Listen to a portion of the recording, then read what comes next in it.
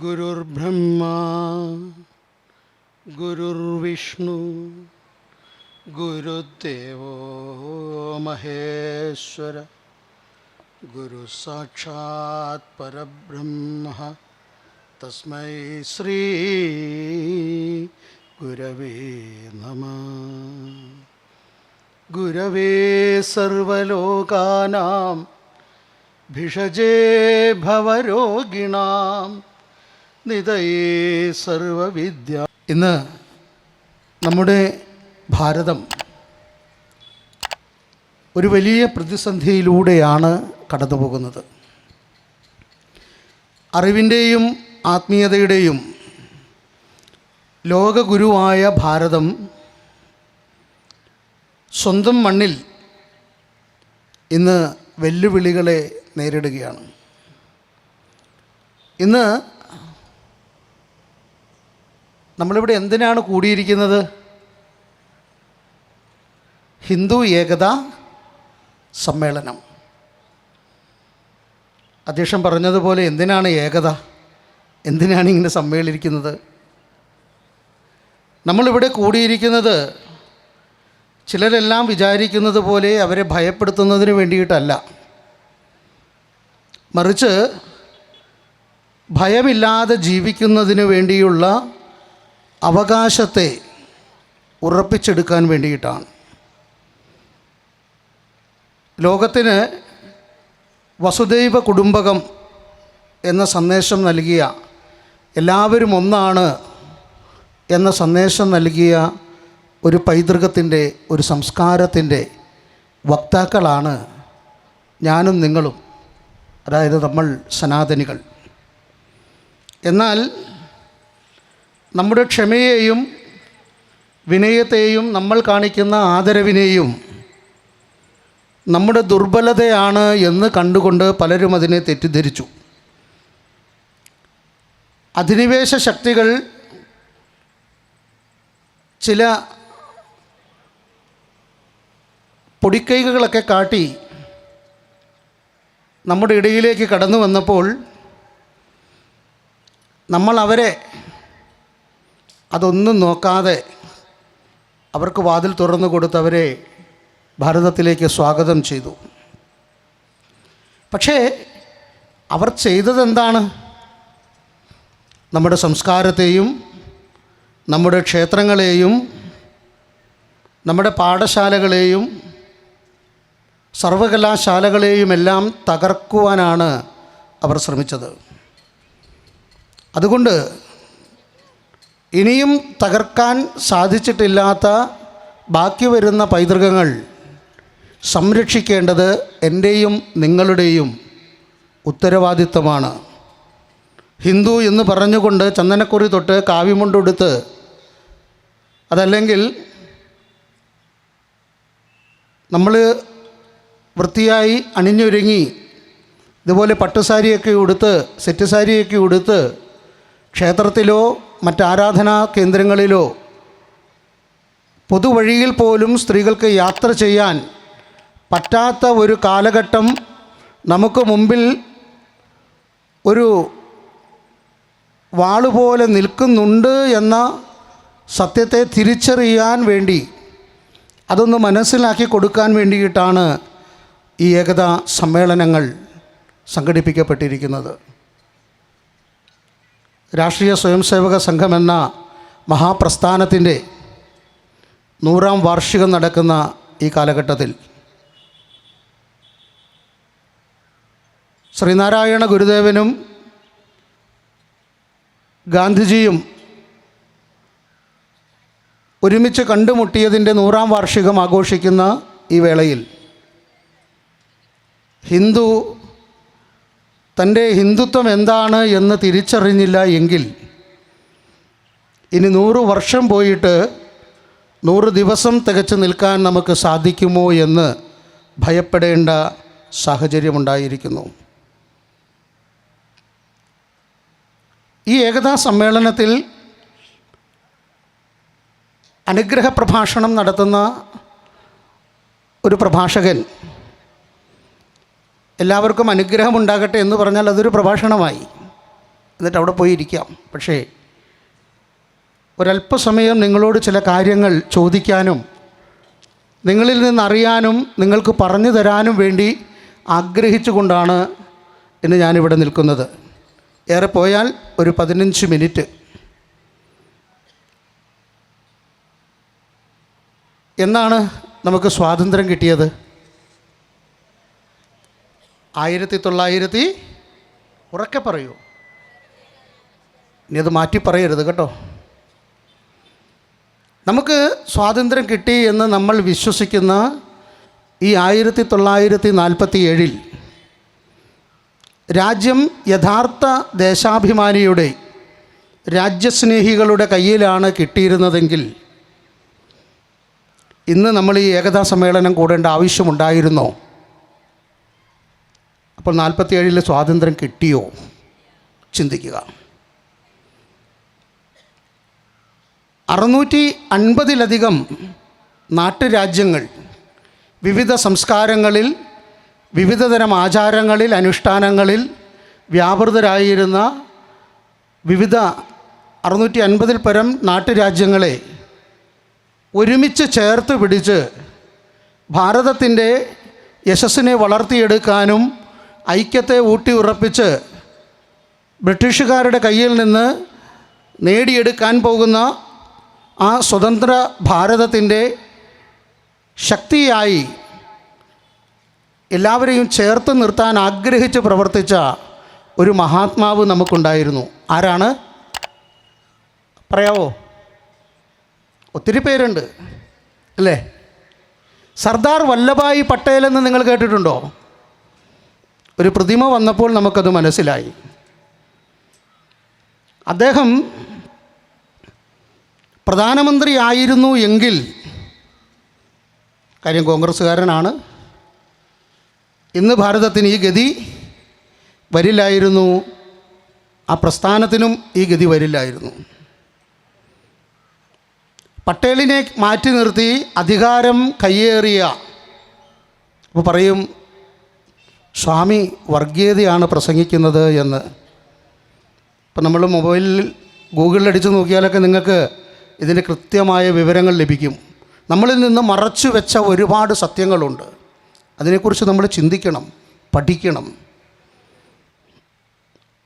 പട്ടേലിനെ മാറ്റി നിർത്തി അധികാരം കയ്യേറിയ നെഹ്റുവിൻ്റെ നയങ്ങൾ കാശ്മീർ മുതൽ ചൈനീസ് കടന്നുകയറ്റം വരെ, അല്ലെങ്കിൽ പാകിസ്ഥാനിൽ നിന്നുള്ള ആക്രമണം വരെ, ഇന്ന് നമ്മൾ അനുഭവിക്കുന്ന സർവ്വ ദുരിതങ്ങൾക്കും കാരണം അതാണ് എന്ന് ഒരു സന്യാസി എന്ന നിലയിൽ ഞാൻ തിരിച്ചറിഞ്ഞു. അതുകൊണ്ടാണ് കാക്കി ഊരിക്കളഞ്ഞിട്ട് കാവിയിട്ട് ഞാൻ സന്യാസിയായി ഇറങ്ങിയത്.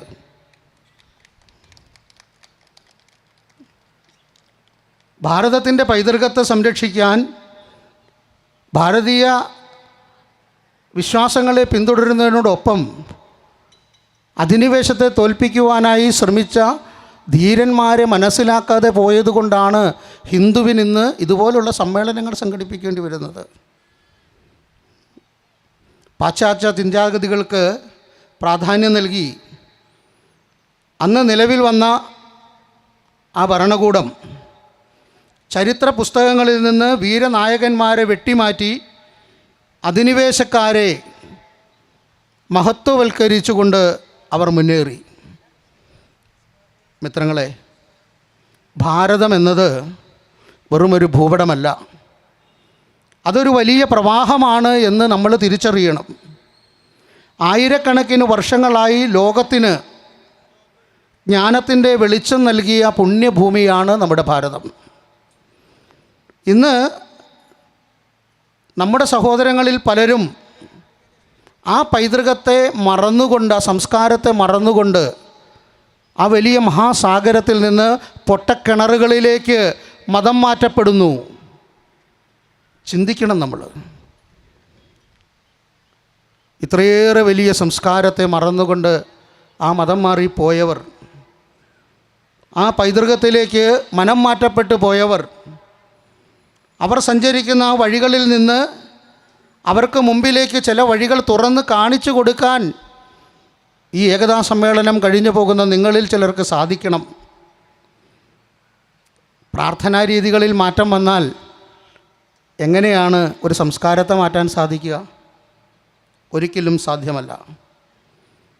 ഭാരതത്തിൻ്റെ ചരിത്രത്തിൽ നിരവധി തവണ ആക്രമണങ്ങൾ ഉണ്ടായിട്ടുണ്ട്. ഇതിനെക്കുറിച്ച് നമ്മുടെ പുസ്തകങ്ങളിൽ പഠിപ്പിക്കുന്നുണ്ടോ എന്ന് നിങ്ങളൊന്ന് ചിന്തിച്ചു നോക്കിക്കോളൂ. ഏകദേശം ചരിത്ര രേഖകൾ പരിശോധിക്കുമ്പോൾ പേർഷ്യക്കാരാണ് ഭാരതത്തെ ആദ്യമായി ആക്രമിച്ചത്. സൈറിസ് ചക്രവർത്തിയുടെ നേതൃത്വത്തിൽ BC 535 വടക്ക് പടിഞ്ഞാറൻ ഭാഗത്ത് ഭാരതത്തെ ആദ്യമായി ആക്രമിക്കപ്പെട്ടത്. പിന്നീട് 326 അലക്സാണ്ടർ ചക്രവർത്തി, അത് പെട്ടെന്ന് ഓർമ്മ വരും, കാരണം അദ്ദേഹത്തിൻ്റെ ഫോട്ടോ ഇന്ന് പൂജാമുറിയിൽ വെക്കുന്ന ഹിന്ദുക്കൾ വരെ ഉണ്ടെന്നാണ് ഞാൻ കേട്ടിട്ടുള്ളത്. ധളം നദിക്കരയിൽ പോറസ് രാജാവുമായി അദ്ദേഹം ഏറ്റുമുട്ടി അവിടെ വലിയ ഒരു അധിനിവേശത്തിന് അദ്ദേഹവും തുടക്കമിട്ടു. ചന്ദ്രഗുപ്ത മൗര്യനുമായി BC 305 സെലൂക്കസ് നിക്കേറ്റർ എന്ന ഒരാൾ യുദ്ധം ചെയ്തു. പിന്നീട് ഇന്തോ ഗ്രീക്ക് അധിനിവേശം, ഗുപ്ത സാമ്രാജ്യത്തിൻ്റെ കാലത്ത് മധ്യേഷ്യൻ ഗോത്രവർഗക്കാരനായ ഹൂണന്മാരുടെ ആക്രമണം. ഇതിനെല്ലാത്തിനു ശേഷം 712 AD 712 മുഹമ്മദ് ബിൻ കാസിം സിന്ധ് കീഴടക്കി. അതായിരുന്നു ഭാരതത്തിൻ്റെ ചരിത്രത്തിൽ ആദ്യമായി ഉണ്ടായ ഇസ്ലാമിക അധിനിവേശ തുടക്കം. AD 1001 1025 17 തവണയാണ് ഈ ഗസ്നി മുഹമ്മദ് ഭാരതത്തെ ആക്രമിച്ചത്. 1025 സോമനാഥ ക്ഷേത്രം ആക്രമിക്കപ്പെട്ടു. അവിടെ നടന്ന കൂട്ടക്കുരുതികളും ക്ഷേത്രത്തിൻ്റെ ആ കൽമണ്ഡപങ്ങളെ തകർക്കലുമൊക്കെ കൺമുമ്പിൽ കാണുന്ന പോലെ നമ്മളെ കാണിക്കുന്ന ചിത്രങ്ങളൊക്കെ പുറത്തിറങ്ങിയിട്ടും അതിനൊന്നും പോയി കാണാൻ നമുക്ക് ആർക്കും സാധ്യമല്ല. ഇവിടെ തൊട്ടടുത്ത് എടപ്പാൾ ഗോവിന്ദ തിയേറ്ററിൽ കഴിഞ്ഞ ദിവസം സന്യാസിയായ ഞാൻ പോയി കണ്ട ഒരു സിനിമയുണ്ട്, കേരള സ്റ്റോറി. എത്ര പേര് പോയി? കാണില്ല ഹിന്ദുക്കൾ. അത് കണ്ടു എന്ന് പറഞ്ഞ് കൈപൊക്കാൻ ഇവിടെ ആർക്കും സാധ്യമല്ല. കൃത്യമായ അനുഭവങ്ങളെ പച്ചയ്ക്ക് വ്യക്തമായി സൂചിപ്പിച്ച ആ ചിത്രമൊക്കെ കാണേണ്ടതല്ലേ നിങ്ങൾ? ഹിന്ദു ആരാണെന്നറിയണം.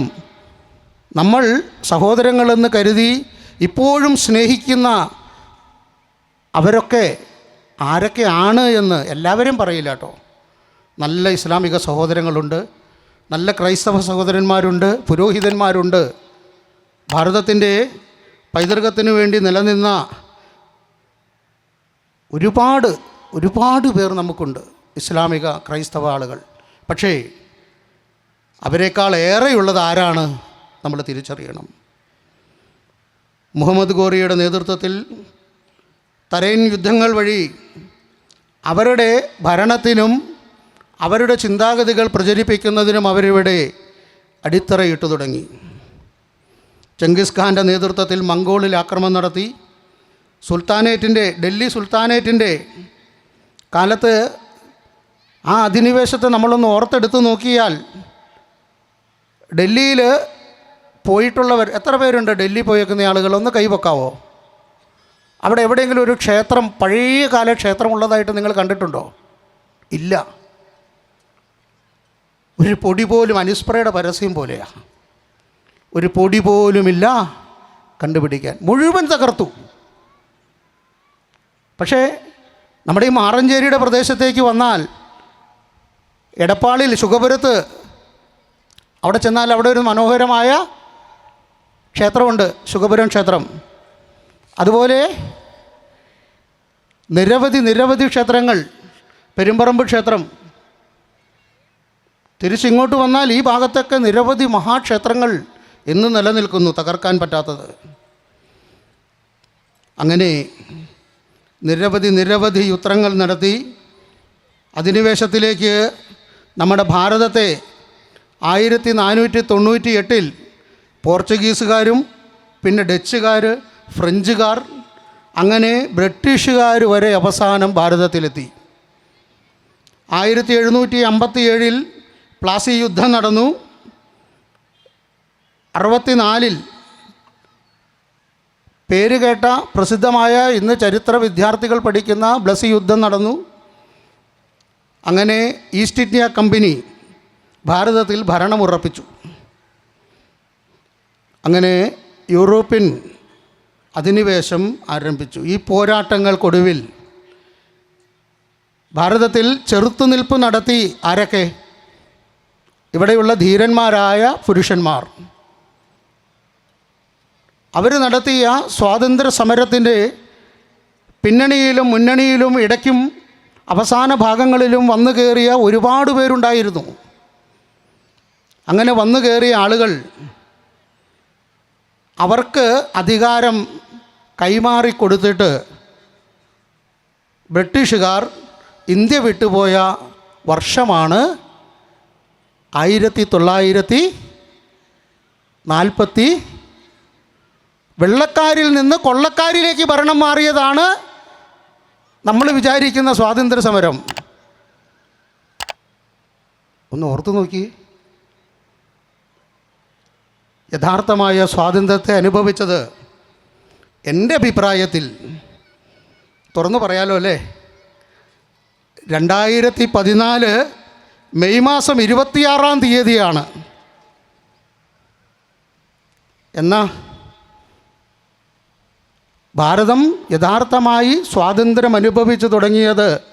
യഥാർത്ഥമായ ഒരു ഭരണാധികാരി, രാജ്യസ്നേഹി, രാഷ്ട്രബോധമുള്ള ജ്ഞാനിയായ ബ്രഹ്മജ്ഞാനിയായ ഒരു മനുഷ്യൻ, ഒരവതാര പുരുഷൻ ഭരണത്തിലേറിയത് 2014 മെയ് 26 കാരണം ഭാരതത്തിൻ്റെ ഓരോ നീക്കങ്ങളും അതുപോലെ ആയിരുന്നു. എല്ലാം തകർത്തെറിഞ്ഞ് മുഴുവൻ നശിപ്പിച്ച് മുന്നേറിയ ആ കാലഘട്ടത്തിൽ നിന്ന് ഒരു തിരിച്ചുവരവ്, ഹിന്ദുവിന് തൻ്റെ നഷ്ടപ്പെട്ടു പോയതെല്ലാം തിരിച്ചെടുക്കുവാൻ വേണ്ടി, അത് നേടിയെടുക്കുവാൻ വേണ്ടി പോരാട്ടങ്ങൾ ആരംഭിച്ച ഒരു യുഗമാണ് ഇപ്പോൾ നടന്നുകൊണ്ടിരിക്കുന്നത്. ഈ സംഘത്തിൻ്റെ 100ാം വാർഷികം ആഘോഷിക്കുന്ന ഈ കാലഘട്ടത്തിൽ നമ്മളെല്ലാവരും ഒരു ഉറച്ച തീരുമാനത്തോടുകൂടി, ചിന്തയോടുകൂടി നമ്മൾ ഇരിക്കേണ്ടതുണ്ട്. യഥാർത്ഥമായ പോരാട്ടം, സ്വാതന്ത്ര്യത്തിന് വേണ്ടിയിട്ടുള്ള ആ ഒരു നീക്കം നമ്മൾ ഇനിയും ശക്തമായി മുന്നോട്ട് കൊണ്ടുപോകേണ്ടതുണ്ട്. നേടിയെടുത്ത സ്വാതന്ത്ര്യം നിലനിർത്തുന്നതിന് വേണ്ടിയിട്ടുള്ള ധീരമായ പോരാട്ടം. വസ്ത്രം പൊക്കി മാറ്റി മതം നോക്കി ആളെ കൊന്ന പഹൽഗാമിലെ വിഷയം നിങ്ങൾക്കറിയാം. അതിന് തിരിച്ചടി കൊടുത്തത് എങ്ങനെയാണെന്ന് നിങ്ങൾക്കറിയാം. ഓപ്പറേഷൻ സിന്ദൂർ എന്ന ഒരു വലിയ ദീപാവലി ആഘോഷം പാകിസ്ഥാനിൽ നടത്തി ഭാരത സൈന്യം. അതിന് സൈന്യത്തിന് ശക്തി കൊടുത്തത് ആരാണ്? അതൊക്കെ നമ്മളൊന്ന് ചിന്തിച്ചെടുക്കേണ്ടത് ആവശ്യമാണ്. അതുകൊണ്ട് ഒരുപാടൊന്നും ഇതിനെക്കുറിച്ച് പറയാൻ ഞാൻ ആഗ്രഹിക്കുന്നില്ല. ഞാൻ തുടക്കത്തിൽ പറഞ്ഞ ആ വിഷയത്തിലേക്കൊന്ന് മടങ്ങി വരാൻ ആഗ്രഹിക്കുന്നു. സർദാർ വല്ലഭായ് പട്ടേലിൻ്റെ പ്രധാനമന്ത്രി സ്ഥാനം അദ്ദേഹത്തിന് ലഭിക്കാൻ ഇടയാക്കേണ്ടതായിരുന്നു എന്ന് ഞാൻ പറഞ്ഞാൽ അത് എങ്ങനെയാണ് എന്ന് നിങ്ങളൊന്ന് ചിന്തിക്കേണ്ടത് ആവശ്യമുണ്ട്. ബ്രിട്ടീഷുകാർ ഭാരതീയരെ ഒരു കാര്യം പറഞ്ഞ് കളിയാക്കി. നിങ്ങൾക്ക് സ്വന്തമായി ഒരു ഭരണഘടന എഴുതാൻ ഉള്ള കെൽപ്പില്ല, കഴിവില്ല എന്ന് പറഞ്ഞുകൊണ്ട് ഭാരതീയരെ പരിഹസിച്ചു. അത് കണ്ടപ്പോൾ ഭാരതത്തിലുണ്ടായിരുന്ന ധീരദേശാഭിമാനികളായ കുറേ ആളുകൾ, മോത്തിലാൽ നെഹ്റു, സുഭാഷ് ചന്ദ്രബോസ്, അതുപോലെ ജവഹർലാൽ നെഹ്റു ഉണ്ട്, അങ്ങനെ കുറേ പേര് കൂടി ഒരു ഡൊമേനിയൻ സ്റ്റാറ്റസ് വേണം എന്ന് കണ്ടുകൊണ്ട് അതിനു വേണ്ടുന്ന തയ്യാറെടുപ്പുകൾ നടത്തി. അത് നമ്മുടെ ഭാരതത്തിൻ്റെ ഭരണഘടനയുടെ ഒരു തുടക്കം തന്നെയാണെന്ന് നമുക്ക് വിശ്വസിക്കാം. അപ്പോൾ ഒരു ഭാരതത്തിൻ്റെ പൗരൻ എന്തെല്ലാമാണോ അവൻ്റെ സ്വാതന്ത്ര്യത്തിൽ അവൻ അനുഭവിക്കേണ്ടത്, ഒരു പൗരന് ഏതെല്ലാം രീതിയിലുള്ള ആനുകൂല്യങ്ങളൊക്കെയാണോ വേണ്ടത്, അവകാശങ്ങളാണോ വേണ്ടത് എന്ന് കൃത്യമായി രേഖപ്പെടുത്തി വയ്ക്കാൻ വേണ്ടി അവരൊരു യോഗം ചേർന്നു. ആ യോഗത്തിലെടുത്ത തീരുമാനങ്ങളെല്ലാം അംഗീകരിച്ചു. അതിനുശേഷം അവരുടെ വോട്ടവകാശം, മറ്റുള്ള കാര്യങ്ങളെല്ലാം ചെയ്യാൻ അവിടെ തീരുമാനങ്ങളായി. അതിനിടയിൽ 47-നും 19 വർഷങ്ങൾക്ക് മുൻപ്, 19 വർഷം മുമ്പ് ഭാരതത്തിന് സ്വാതന്ത്ര്യം, അതല്ലെങ്കിൽ ആ വെള്ളക്കാരുടെ കയ്യിൽ നിന്ന് അധികാരം കൈമാറി ഭാരതത്തിലുള്ളവരുടെ കയ്യിലേക്ക് കൊടുക്കുമെന്നുള്ള ഒരു സൂചന വന്നപ്പോൾ അതിനു വേണ്ടുന്ന നടപടികൾ കൈക്കൊള്ളാൻ വേണ്ടി ഒരു ഭരണഘടനാ നിർമ്മാണ സഭ രൂപീകരിക്കപ്പെട്ടു. ആ സഭയുടെ തീരുമാനപ്രകാരം 1937 കോൺഗ്രസ് പാർട്ടിയിൽ നടന്ന തിരഞ്ഞെടുപ്പ് നടത്തി അവർ പല സ്ഥലങ്ങളിലും അവരുടെ ആധിപത്യം അവർ ഉറപ്പിച്ചെടുത്തു. ബ്രിട്ടീഷ് ഇല്ലാത്ത ഇന്ത്യ എങ്ങനെ ഭരിക്കണം എന്നുള്ളതിനെക്കുറിച്ചുള്ള ഒരു പരിശീലനം, പ്രാക്ടീസായിരുന്നു അന്നവിടെ നടന്നത്. അതിലൂടെ രാജ്യത്തെ എങ്ങനെ കൊണ്ടുപോകണമെന്ന് ചിന്തിക്കാനുള്ള ഒരു പദ്ധതി കൂടി അവർ തയ്യാറാക്കി. കാരണം 1947 ബ്രിട്ടീഷുകാർ ഭാരതം വിട്ടു പോകുമ്പോൾ അവരാരും പറഞ്ഞില്ല ഭാരതത്തെ രണ്ടാക്കി വിഭജിക്കണമെന്ന്. അന്നവിടെ രാജ്യത്തിനു വേണ്ടി ബ്രിട്ടീഷുകാരെ പുറത്താക്കാൻ കൂടെ നിന്ന ക്രൈസ്തവ സഹോദരന്മാരോ ഇസ്ലാമിക സഹോദരന്മാരോ ധീരമായി പോരാടി മരിച്ച ഈ പ്രിയപ്പെട്ടവരാരും പറഞ്ഞില്ല ഭാരതത്തെ രണ്ടാക്കി വിഭജിക്കണമെന്ന്. സ്വാതന്ത്ര്യം കിട്ടിക്കഴിഞ്ഞപ്പോൾ എന്തായി? പെട്ടെന്നൊരാൾ വന്നു, ഭാരതത്തെ കാഫിറുകളുടെ ഒപ്പം ജീവിക്കാൻ ഞങ്ങൾക്ക് സാധ്യമല്ല എന്ന് പറഞ്ഞ് പാകിസ്ഥാൻ മറ്റൊരു രാജ്യമായി പോയി. ആരോടും അഭിപ്രായമോ തിരഞ്ഞെടുപ്പോ മറ്റു കാര്യങ്ങളോ ഒന്നും ചോദിക്കാതെ പെട്ടെന്നത് നടപ്പിലാക്കി. അവർക്ക് സാമ്പത്തിക സഹായം വരെ ചെയ്തു കൊടുത്തു.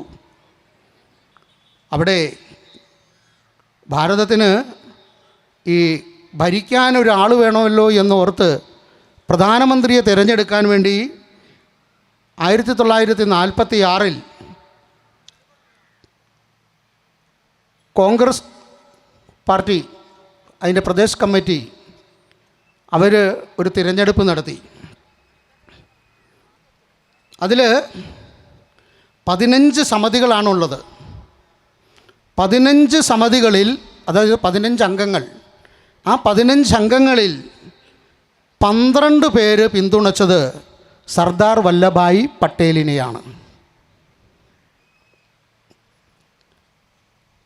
ബാക്കി എത്ര പേരുണ്ട്?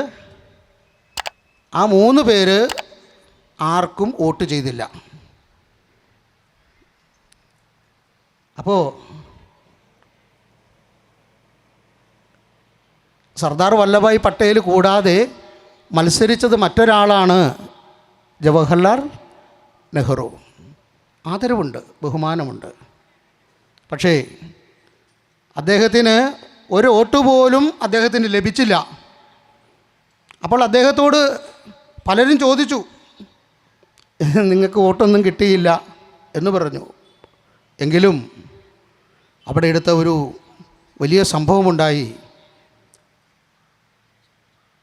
നിങ്ങൾ മാറി നിൽക്കണം, പട്ടേലിനെ പ്രധാനമന്ത്രിയാക്കുമെന്ന് പറഞ്ഞപ്പോൾ ഗാന്ധിജിയോട് പോലും അദ്ദേഹം കോപിഷ്ഠനായി മുഖം കറുപ്പിച്ച് മാറി നിന്നു എന്നാണ് രേഖപ്പെടുത്തിയിരിക്കുന്നത്.